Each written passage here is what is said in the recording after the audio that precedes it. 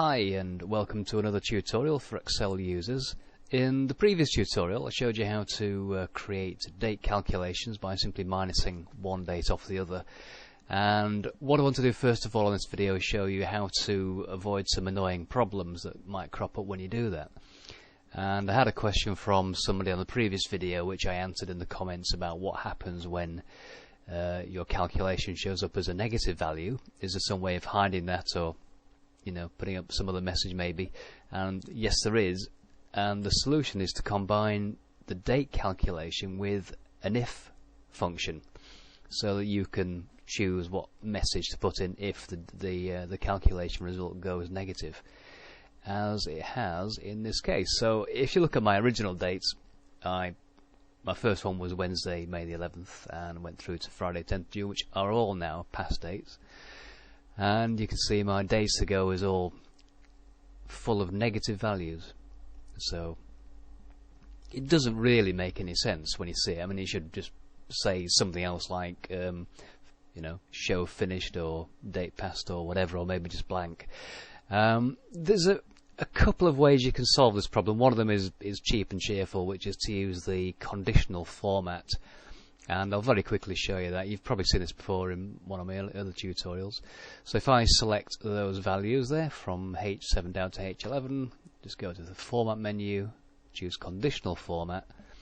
And what I want to have happen, obviously, if the value goes negative, is just to basically be hidden.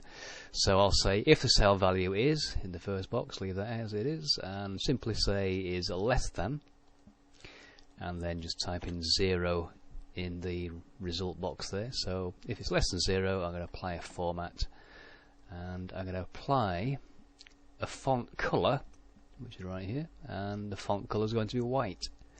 Simple as that. So OK that, click OK on the conditional format dialog, and now as I've got them highlighted, you can actually see the white text there on the highlighted parts, but if I click away, all those negative values disappear. And that's one way of doing it.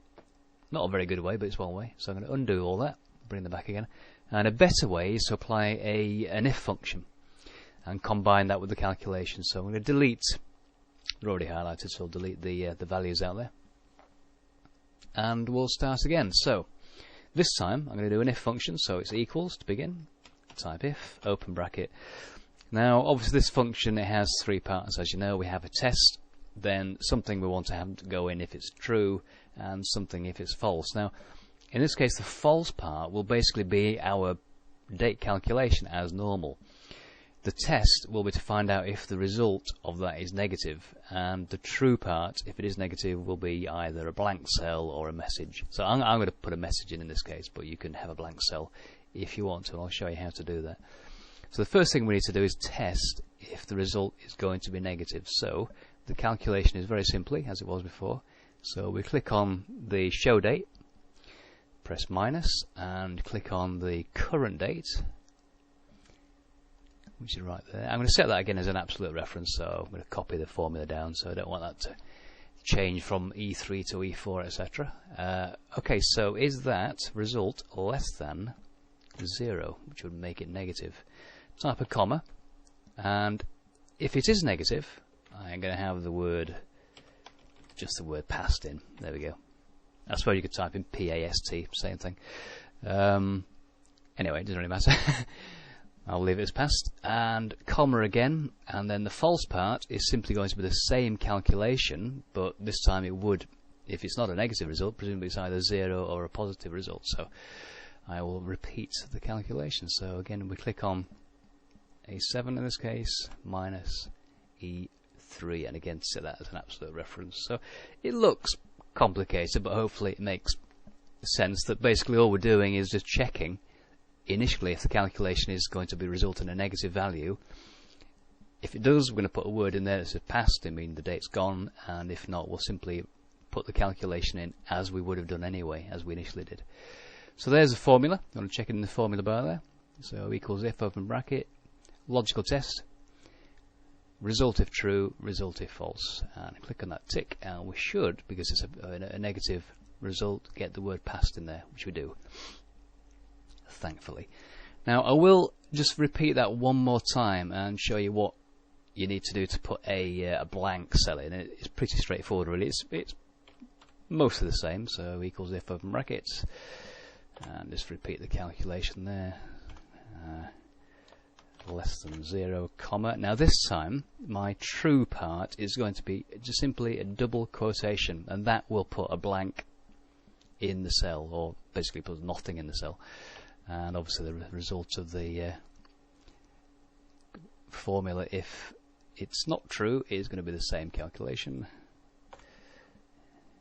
And make that an absolute reference as well. So there we go. So that's the same calculation, but this time it puts a blank result in rather than anything, to say a negative value or a word in, say. So there we go. And I can just highlight those two to show there's nothing hidden behind, which there wouldn't be. Now I can then, I'll go back and use my past value, so I'm simply going to copy that one down all the way there. Okay.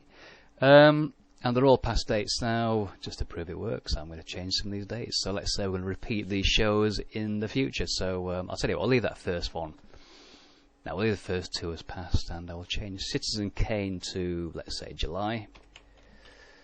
18th of July, and we'll have the Wizard of Oz in August, and we'll have Singing in the Rain in September. There we go. So now what's happened is our first two results are negative, and so the word past goes in there, and our last three results are positive, and so the calculation continues as normal. What that does basically is with the spreadsheets, it just puts a more friendly result into the result cells rather than have something that looks a bit weird. So when you do a calculation, you end up with a negative value. Obviously that's not, I mean the result is correct, but it's not what you want people to see. And this makes it a bit more user friendly, sort of puts a message on instead of a value. Okay, so that's one thing you can do. So here we have another example of how you might use date calculations in spreadsheets, and this is a simple table of names and dates of birthdays. So I might be able to use this to remember someone's birthday. So if you have lots of friends and you're always forgetting to send them a card, you might find this useful. Obviously what I need to do here is put a calculation in this days to go column, so I know how many days there are to go, but what I will also do here is combine this with an if function and also add in some conditional formatting, so make it look quite interesting. Okay, so we'll do the calculation first, and as in the previous one I was simply going to do an if function, so I'm going to do the date calculation obviously, but also if the date has passed I want to put a message in to say it's gone, so you're too late, something like that. So we'll do equals if, open bracket. And the first thing I'll do is test the calculation to see if it's a positive date or a negative date. And again, I go to the first birthday, minus, click on the date, which is today's date, make that an absolute reference. And I want to know if that's less than 0. In other words, has the date actually passed? And type a comma if it has passed. So I'm going to type in there, oh no, sorry, I'll type in there too late. There we go, with an exclamation mark. Type a comma, and if it hasn't passed, I simply want to repeat the calculation, which is going to be the same thing again, B4 minus E1, and again make that an absolute reference in this case. So that's basically as we did it on the previous one. If I press the enter key now, it tells me there are 9 days to go. Okay, so I'm going to copy that formula down. So we have all the dates in. I can test the if function by making that 24th of June date, maybe the 1st of June, so we know it's in the past. And this is too late. So that works okay. Let's undo that, put it back where it was. And now I'm going to apply the conditional formatting. So we add a bit of colour onto our sheet as well. And the idea is that I want different colours to appear as the birthday becomes progressively closer. And to do this, what I'm going to do is first of all select all the data in the table, not the titles at the top there, the column headings, just the actual data, the names and dates and the days to go calculation. Click on the format menu, choose conditional formatting, and I'm actually going to set 3 conditions here. And it's slightly different. Instead of saying cell value is, I'm going to set it to formula is. Okay, and what I then do is click in the long entry box there, and type equals, click on the first date, which is C4, and I'm going to modify that by taking out the $ between the C and the 4. And what that means is that the column reference remains absolute, but the row reference is relative. So as the conditional format moves down the table, it updates the row number from 4 to 5 and so on.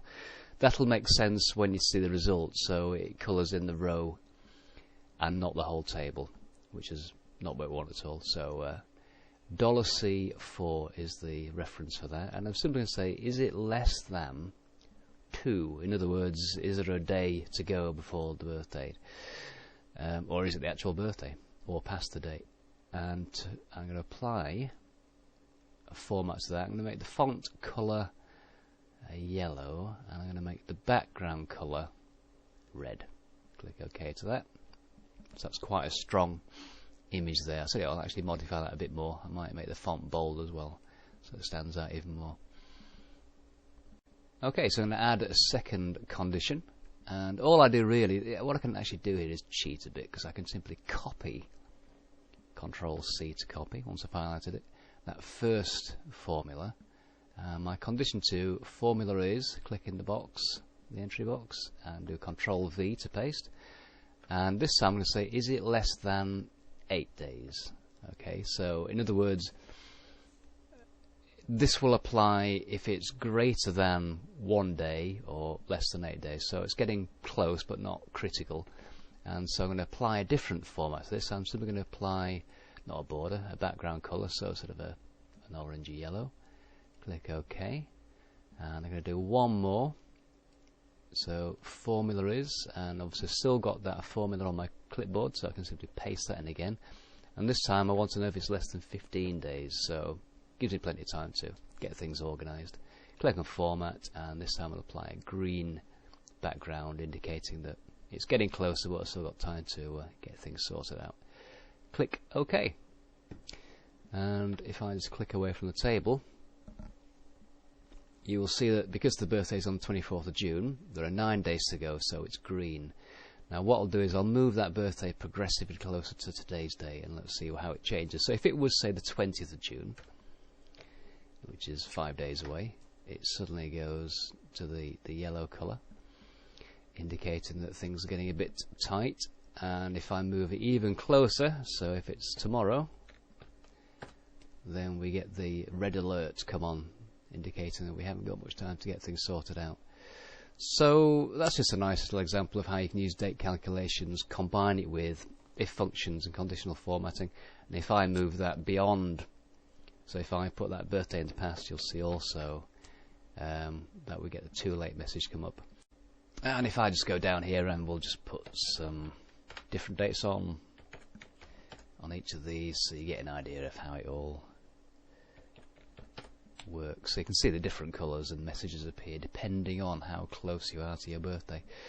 You can also use this with the sorting features. If you want to have your list sorted by the name, I could just click into any one of the names there, click onto any one of the names, and click on my A to Z sort.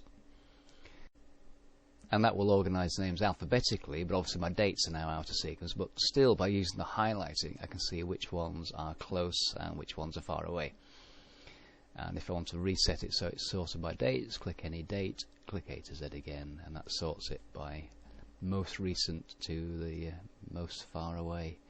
And finally, even though I've missed this first one, I can simply click in the formula bar and change 2011 to 2012, press enter, resort the list, and that birthday goes to the back of the pile now. So hopefully I'll remember Tom's birthday next year.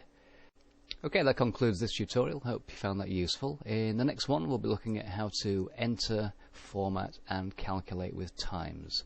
So see you then.